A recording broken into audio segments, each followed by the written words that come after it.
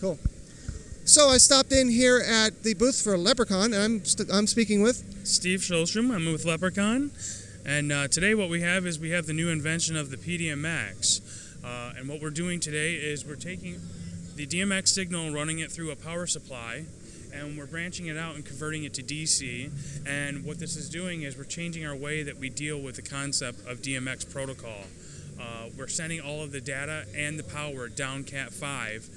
The power supply goes through and does 350 watts down 3 different outputs, and allowing us to daisy chain it based on the power requirements of the light. So what we're used to is the PoE, and PoE has a 90 watt limitations, and it's hard to daisy chain. So with this is also a low voltage. It doesn't have to be UL listed, and we're allowing basically to have 100 feet max on the overall length to be able to daisy chain. But we also have some really good features behind it, that since it is low voltage, we don't have to have electricians to the extent that we used to, because it is low voltage. And then the other thing is that the plenum in the networking and the Cat 5, there's a fire retardant in there, so that's another feature behind this that a lot of other cables do not have. Again, the whole entire concept that we've dealt with, DMX, is just completely changed, saving our time and energy and all of our weight management on the systems. So we no longer have to worry about adding in that additional motor to compensate the additional weight. And it's a very good design that's finally come out onto the market, and right now it's the first time that we've ever seen it, and we don't know necessarily what it's going to do to the industry. There's a lot of hype and talk behind how it's going to change the way that we do deal with lighting all around parameters and the one-offs and the small installations. But yeah, it's definitely something that is very popular at this show.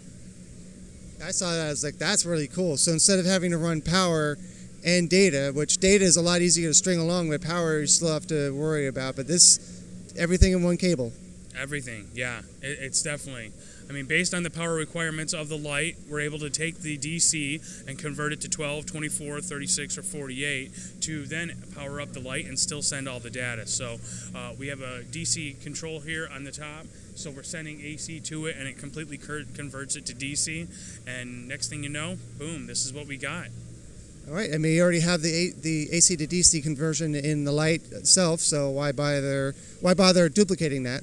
And I see you also have a PowerCon connector, so that works with pre-existing equipment, which is pretty cool. So what is this still regular DMX of the Universes 512, all that? Yep, everything is still the same, if not better. It's more improved. There's a whole entire sheet that you can find on our website. We're eventually going to get the PDMX website going to give everybody more information, but definitely at this point, it is so new on the market. Within a matter of months, I imagine this is going to be something that's going to be hitting all the magazines and the hype behind the industry. And also Dave Tech. So all of this is running off of this one. And what size is this offered in? This power supply right here is 1,050 watts, so we're dividing it between 3 different outputs. So right now we have 4 lights here. It's daisy chained down to 2 other lights on the ground, and 3 more holding up our lighting signs. And definitely it's changing. It's changing the way we do everything.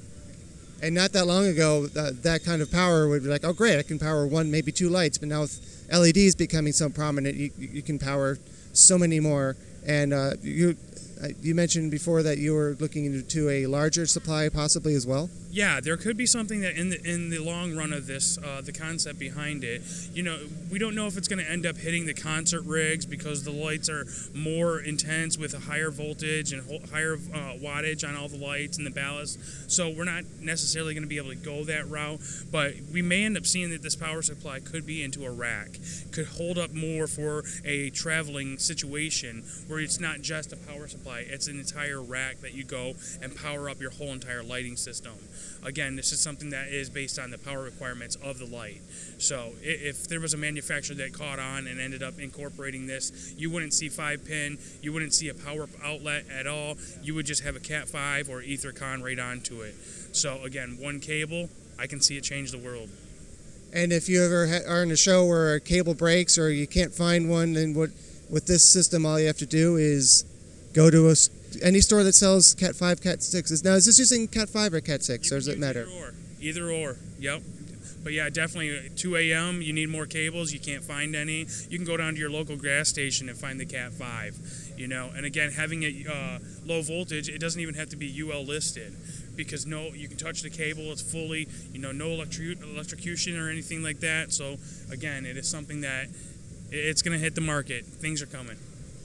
That sounds pretty cool. Now, I also noticed you have this nice lighting board. Now, some of us remember Leprecon as being this gray box, which is great. It works for what it needs to be, but this is a much nicer console here. Can you talk about this a little bit? So what we have is the XC350, and the XC350, we've heard a lot about what we've done over the years with the foundation of the fader consoles, more so in the conventional world. This was a huge, huge thing that helped found Leprecon's name and the strong foundation of what they have, a lot of workhorse units and products that are out there. So we listened to our customers and we said, you know what, we need to develop something that handles moving lights and LEDs a lot better than what just a conventional console would. So we kept the trackball going from the LPC, carried it over into here, and then we had a lot of comments that kept on saying we want more control on how to bring the recorded looks back. So we've incorporated the faders also switch over to Submaster, so now we can record shows and looks to all of these faders. We kept the quick looks going, so that way you have easy presets where if you have something that you want to pull up instantaneous, boom, it goes right there. And then you have all of your same thing, your color, your beams, and your positions. The software stayed the same from the LPC, so it carried over, again, keeping people very, very confident that when they go to purchase a new console, they don't have to learn something completely new. It's making the user very, very comfortable to sit down, and high schoolers and churches where they don't have a specific person that's always there operating. Now anybody can pretty much sit down and operate this flawlessly without having any type of confusion.